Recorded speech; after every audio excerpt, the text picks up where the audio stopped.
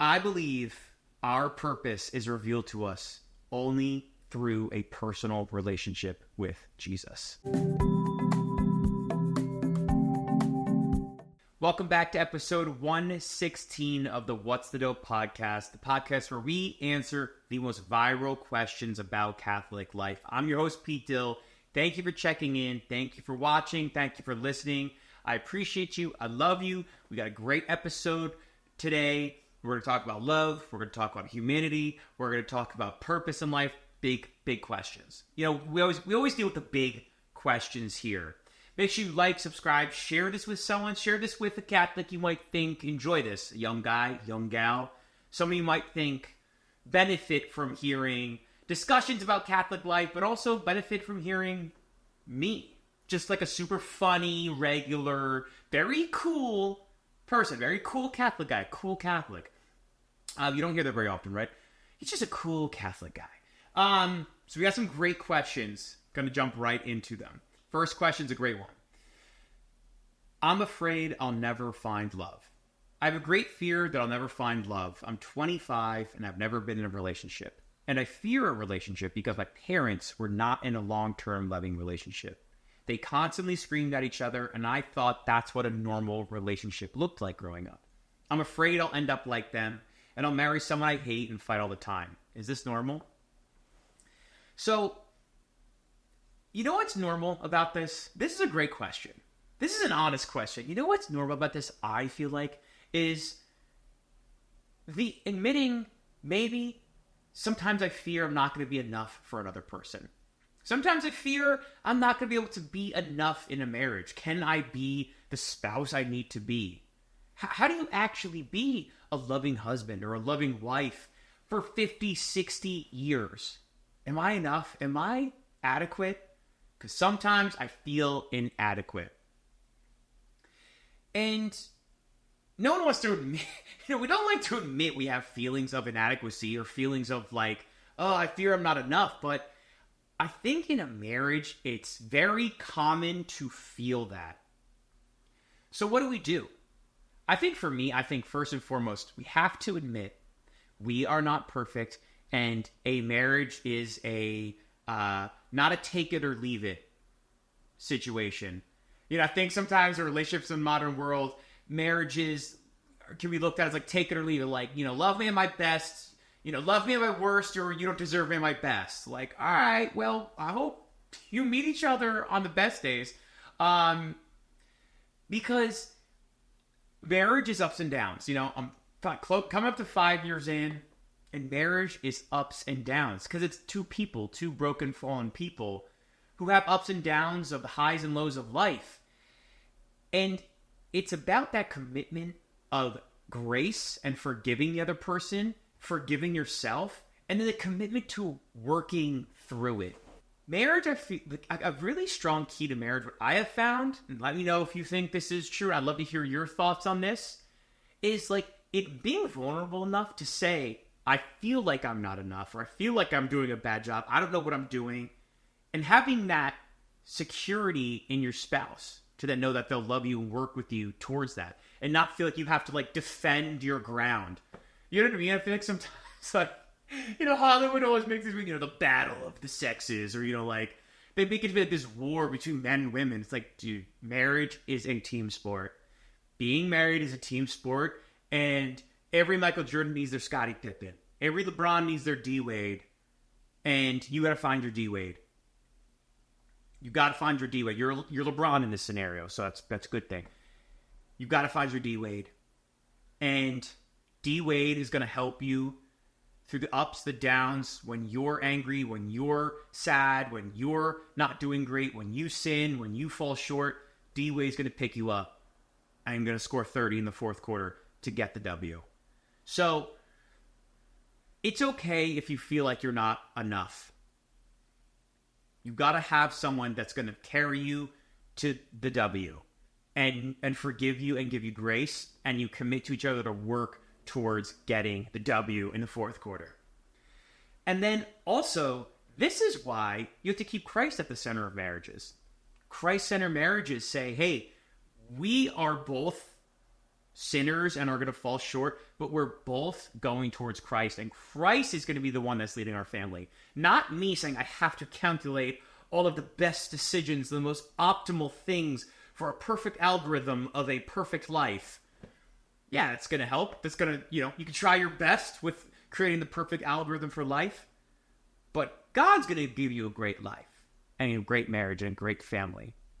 And through the ups and downs, God is going to bring you to where you need to be and ultimately give you the happiness and fulfillment and joy that you want out of your life and your marriage. So finding a spouse that is running the race towards God with you is the most key thing. Don't settle for a spouse that's not going to run the race with you. You have to have a spouse that's going to run the race with you. You have to find D-Wade. Yep, D-Wade has to be following Jesus with you. You have to follow Jesus with your D-Wade. So, you might fear a relationship and you don't know what a good relationship is like, but I promise you, keep Christ at the center of your life, keep Christ at the center of your relationship, and find your D-Wade who wants to do that with you and follow Christ with you. Promise you, that's going to be the best recipe for success and is going to overcome any fear, or at least bring you through times of fear. So, great question. All right, next question. Rolling right through this. Why does humanity need God? I recently accepted Jesus in my life, and I want to understand more. One of the topics that I'm stuck on is, why do we need God? Why can't we just live lives on our own? Hot button. Hot button question. Hot button topic. This is not a political topic, but this is a hot button topic. I think a lot for guys. I think a lot of modern guys, I think we struggle with this question, which is, why do I need God?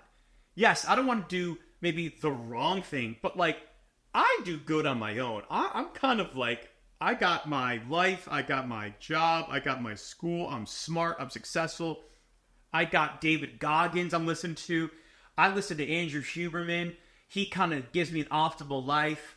I follow smart people on Substack. I got a great Substack subscriptions that help me optimize my life. I know the formula for winning at life. Getting that W. A lot of sports metaphors today. So why do we need God? I'm pretty good on my own. We need God for of many reasons, but two main reasons in answer this question. One, we need God to help us with those things that we deeply, deeply need healing on or struggling with.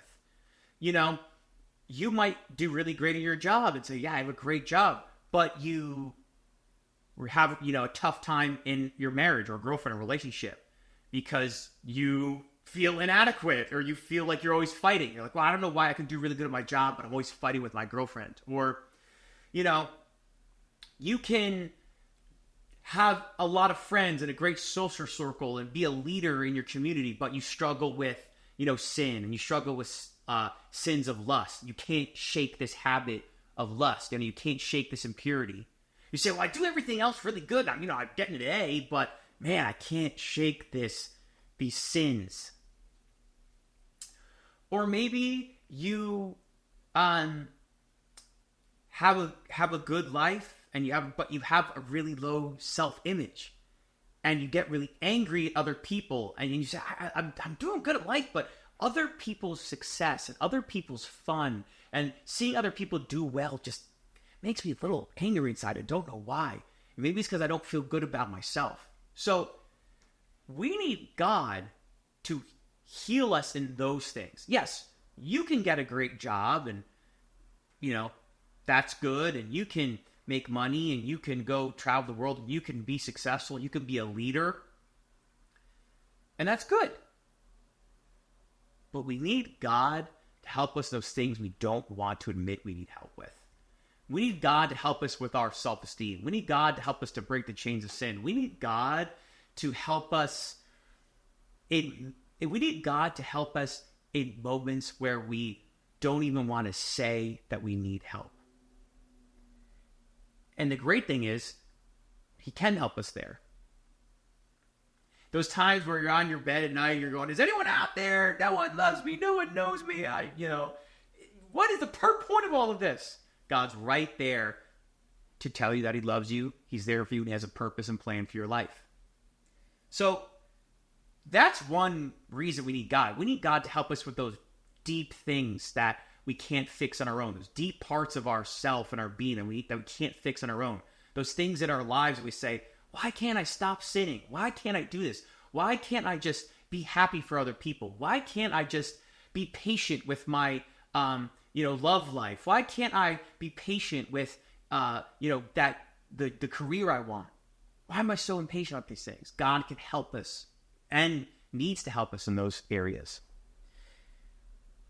And also, we have to take it even a step further back. We need God, humanity needs God because this is God's. This is all God's. We are the creation of the Creator God. We are the creation of Him. So we say, oh yeah, like I run triathlons. I got a great job.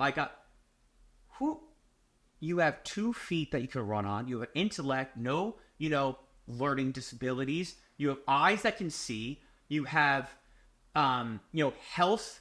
You have this health. When we know other people aren't blessed with great health, when we know other people aren't blessed in great family situations, when we know other people aren't blessed in great country, there's people who war toward country. You see it across the news. We need God because God created us for a purpose and gave us the gifts and talents that we have. So God gave you gifts that you use every day. God gave you talents that you use every day. God gave you family and friends to support you in this life. Our mistake is that we think we created this all. Our mistake in life is that we think we are the reason that we have a good life. We say, look at all these things that I've created. There's this great line in the book of Deuteronomy. I've been listening to Bible in a Year with Father Mike Schmitz, and he's going through the Pentateuch, and there's this great chapter in Deuteronomy 8, and it's so good. I think I've talked about it in an earlier episode, but it's really stuck with me the past couple, honestly, like month, the past couple weeks, past month, where it's Moses giving a farewell address, but Moses talks to the Jews and is kind of telling them that they're about to go into the promised land to kind of keep having faith in God. And there's this passage where he says, like, when you're in the promised land and your land, when you have your land, when your flocks have multiplied, when your gold has been, multiplied, when you have families that have been multiplied, when you have all of these things, you're going to look around and say, look at what my strength and my hands have created. But you need to thank God for what He's given you. And this is such a good line, because it's like, how easily do we forget God? When things go well in our lives, we forget God so easily. When things go bad, we go, God, where are you? Where are you? But when things go bad, when things go good, oh boy, do we love to take credit for it. Yeah, you know me. I'm just like a brilliant guy. You know me. I'm a brilliant guy. I'm a smart guy. I'm always, plotting my next move. And I know exactly what I need to do to just like crush life. Get that W. That's me. I'm a winner. We always cry out for God when things go bad. But do we forget God when things are going good? Do we give God credit for the blessings in our lives? Do we give thanks and all glory to God for every single thing He's given us? So that's why we need God, because all of creation is God's. And it's all made for His glory. And everything we do is to serve each other and ultimately give glory to God, because God is worthy of that. God is worthy of our praise and our glory, and we need to give glory. So our mistake, when things go well, we look at ourselves and go, why do we need God? And when things go bad, we go, where are you, God? How could a God do this to me? How could a God give me so many painful hardships? Where are you, God? But when things go well, we don't give credit to Him. So that's why we need God, because this ultimately is all God's, and we need to make sure we give God glory because He gave us these blessings, our health, our wealth, our family, our friends, the good. These are gifts from God. These are gifts from God. You know, I talk about my Bell's palsy. I had Bell's palsy. Boy, I never was more grateful for all the other parts of my life and my health in my life. You know, my face falls flat. I go, whoa, actually, all the other parts of my body work great. Thank you, God. Because not everyone else is as lucky. You know?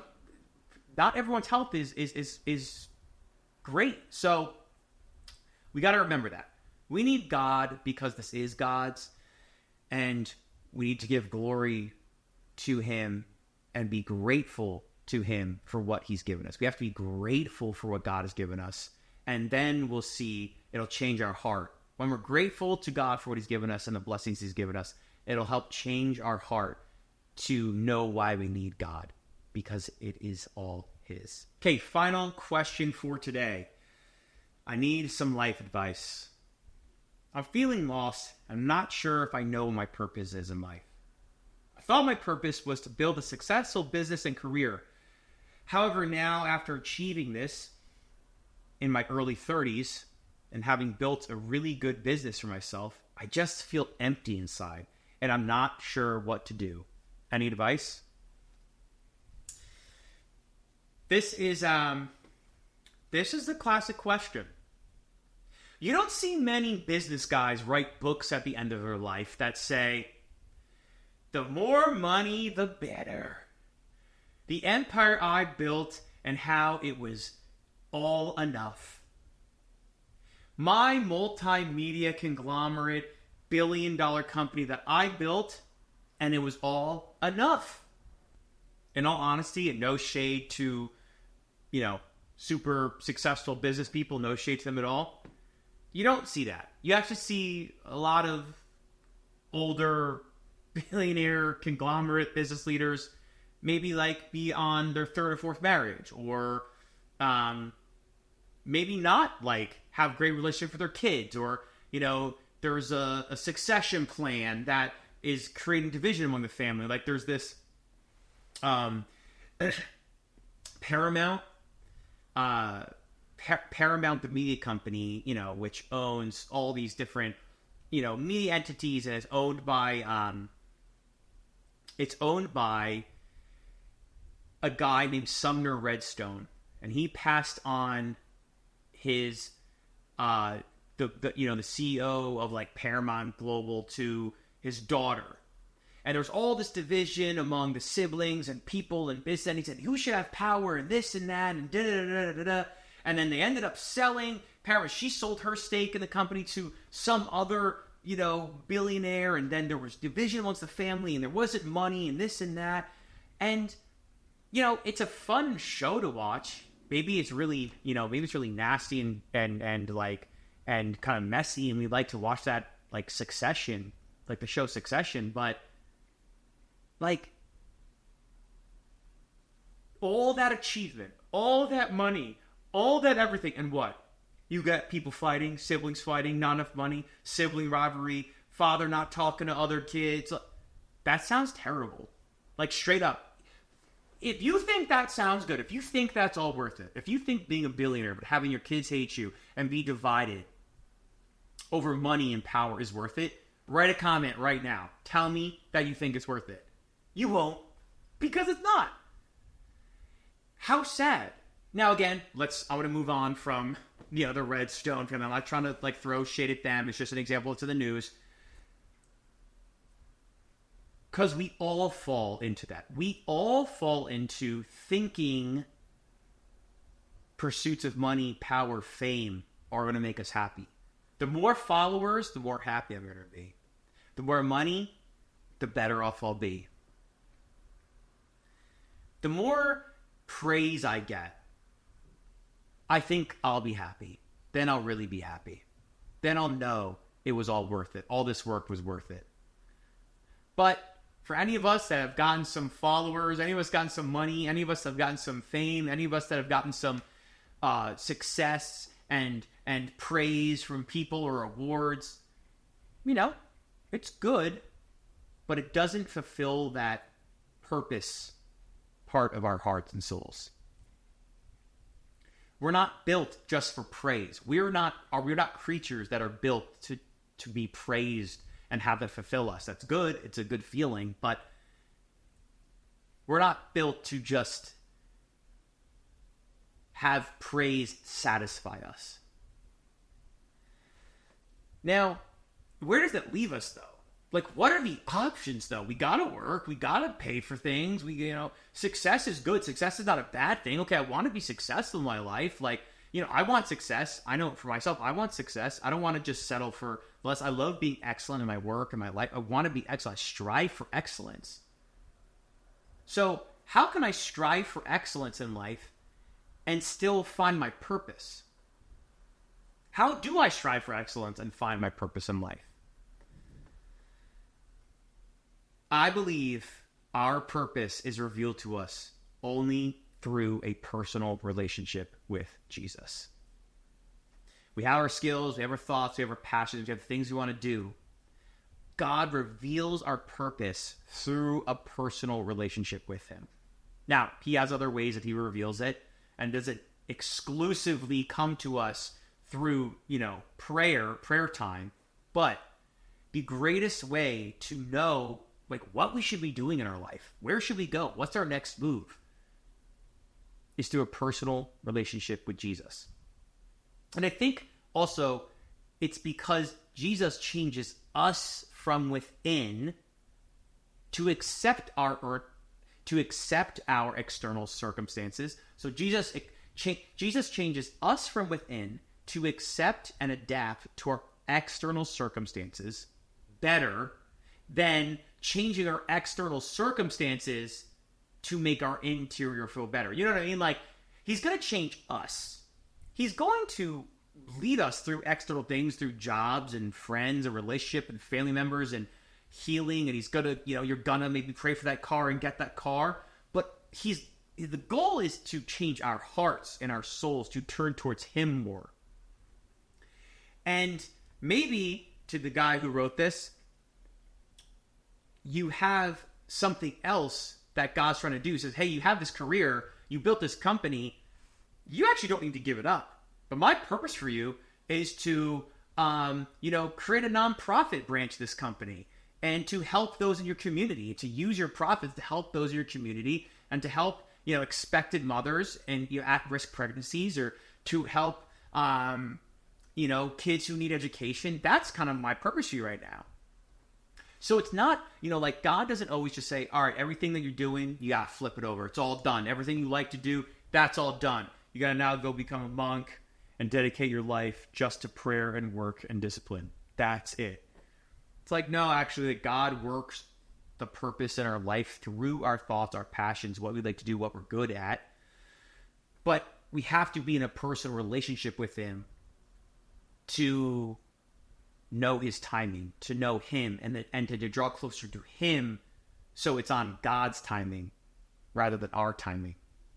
Or it's on part of God's plan, not just our plan. Our plan, we always tell God our plans, right? You tell God your plans. You go into prayer, you say, all right, God, this is what I need. Here's the list. Here's the list I need. I need this, I need that, I need this, I need that. I need 1, 2. You come with your list, right? You go into prayer, you come with your list. Well, guess what? God's got a list for you. God has a list for you of what he wants to change about you. And when you go to prayer, God's coming with his list for you that you got to listen to. So yes, we got to tell God our to-do list for sure, what we want. But God is coming with a list to help change you too. Things we got to change about ourselves. Things he wants us to do differently. Things he wants us to do more of. Things he wants us to do less of. And in drawing closer to him, our purpose is revealed. So, it's not this you pray once, plug in the formula, all of a sudden you get an email with your purpose in life. But I promise you, if you draw closer to Christ and listen to him and listen to what he's trying to change about you, your purpose will be revealed. And it's actually not going to be as dramatic as maybe you think it is. It's not going to be drop everything and go across the world to build a school in India. Maybe, but most likely it's actually to be kind of in the wheelhouse of what you're doing what you're already doing, what your skill set is, maybe something you stopped doing, like, you know, maybe you went to school for education, then you went to the finance world, and God's saying, actually, I want you to go back and use that education degree, you know, something like that. I don't know. Don't listen to me. Listen to God. Trust that. Do not listen to me of what you should do with your life. Listen to God. So, yeah, a personal relationship with God is going to reveal the purpose for your life, guaranteed. You know, don't stop your business right now. Don't do that. Don't do that. Don't just stop your business. But start some prayer. Start some prayer. Jump into a church. Bow your head. Read the Bible. Build a relationship with God. Ask God to reveal himself to you, and he will. So, great question. I think these are all very applicable to life and to things that, you know, I'm going through. I think that's probably why they speak to me. I know I've dealt with all of these things and I'm still dealing with these things of, you know, purpose and life and humanity and questions. So, great questions today. Thank you all for writing these questions. That's it for me today. I love you all. I appreciate you all. Thank you for writing. Thank you for checking in. Thank you for, reaching out to me. Please send me a comment, email, DM me. I'd love to hear from you. Let me know your thoughts about any of these questions. Please, please, please. I'd love to hear your thoughts. Like, share, subscribe. Anyone you think, share this with anyone you think would like this. Make sure you like and subscribe so you never miss an episode. Appreciate you all so much. I'll see you all next time. Peace. Bye.